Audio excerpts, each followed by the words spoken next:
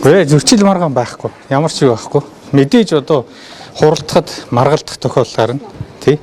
Гэхдээ энэ зодооны аргаар шийдэг юм байхгүй шүү дээ. Манай энэ хэвлийнхэн шал худлаа ярьж байгаа.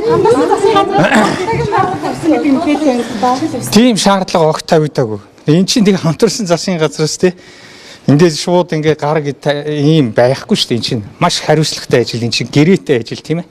Тийм баг. Цаагийн байгууллагад тийм дуудлага бол өгөөгүй. Дуудлага өгөөгүй. Тийм. Өөр хүмүүс өгсөн юм болоо. Дуудлага бол өгөөгүй. Юу гэж дуудлага өгөх вэ? Зүгээр одоо нөгөө эмнэлэгт очиж нэг хоёр жижигхэн юу тавьсан. Тийм. Надлаг шиг танаас ууш асуусан. Тийм ба. Ингэсэн одоо дайралтууд их байгаа гэдэг энэ бас Та ер нь нэг магадгүй одоо Гэхдээ яг хөө энэ хүмүүсийг зүгээс хийж байгаа одоо зориудын тий одоо энэ бол жишээлбэл яг хөө энэ миний бие таалдсан юм тохиолдол гарч ийн. Гэхдээ энд би нэг бодсон юм алга энэ боловсролын салбар бол хүн болгоны анхааралд байдаг. За бид одоо өнөөдөр боловсролын салбарт нэлээд хүчтэй шинжилэл хий гэж ингэж зорж явж байна. Одоо хамгийн түрүүнд бид өнөөдөр юу хийх ёстой вэ? Энэ хүртээмжээ нэмэгдүүлэх ёстой. 2030 он гэхэд 88,000 хүүхэд нэмэгдэх гээд байгаа байхгүй. Тэгэхээр энэ 88,000 хүүхдийг 3 ээлжинд оруулахгүй ямар ч гэсэн 2 ээлжинд байх. Ирээдүйд бол нэг ээлж рүү оруулж яг хүүхдийн хүмүүжил тэгээд хүүхдийн хичээл ингэ зэрэгцэж явдаг юм сургуулийн хэлбэр рүү орохгүй бол өнөөдөр хичээлийн заагаал эхний ээлжинд тараал дараагийнх нь хичээлийн заагаал ороо бол ийм л байж штэ. Тэгэхээр хүн болгож хөгжүүлж төлөвшүүлэхэд бол ийм шаардлага байгаад байгаа. Тэгэхээр ерөнхий сайд хэлээд нь штэ.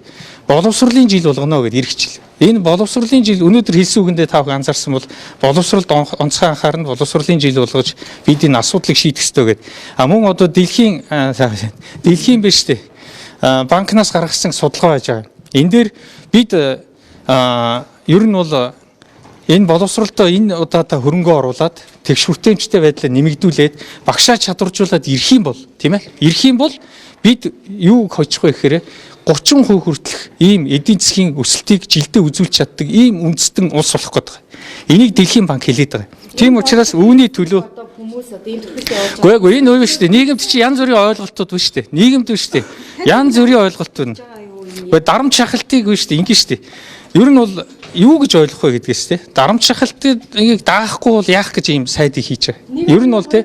Энд чинь арчсан нийгмийн энгийн л бие биендээ ойлголцох, ярилцах, тэгээд зөв шийдлээ олно гэдэг бол арчсан нийгмийн арчсан тогтолцооны гол онцлог. Гэхдээ одоо ойдол тавиултлаа бид харж байгаа. Гэхдээ яг энэ бол санамсаргүй юм. Харилцан зодон ерөөсөө биш.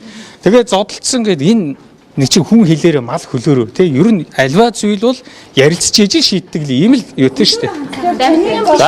За.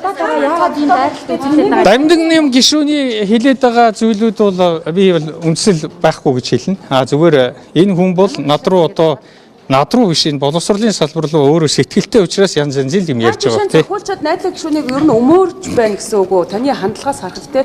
Тэр хүн бол өөрөө өгсөн тайлбар дээр бидний дунд бол зодон байхгүй. Зодон байхгүй тий.